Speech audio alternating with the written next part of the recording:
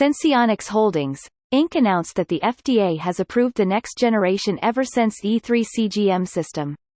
This system includes proprietary sacrificial boronic acid (SBA) technology to extend longevity to 6 months and is planned to be available to patients in the U.S. through Essentia Diabetes Care, Senseonics' global commercial partner. Patients will appreciate the excellent accuracy of the system and the ability of the sensor to last 6 months.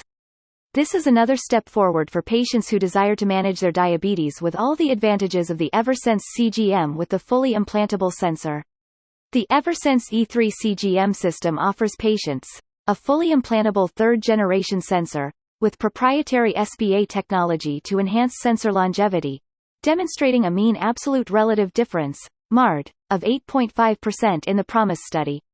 Industry-leading 6-month sensor the YAR duration, making Eversense the longest-lasting CGM system available, with essentially 2 sensor insertion and removal procedures per year.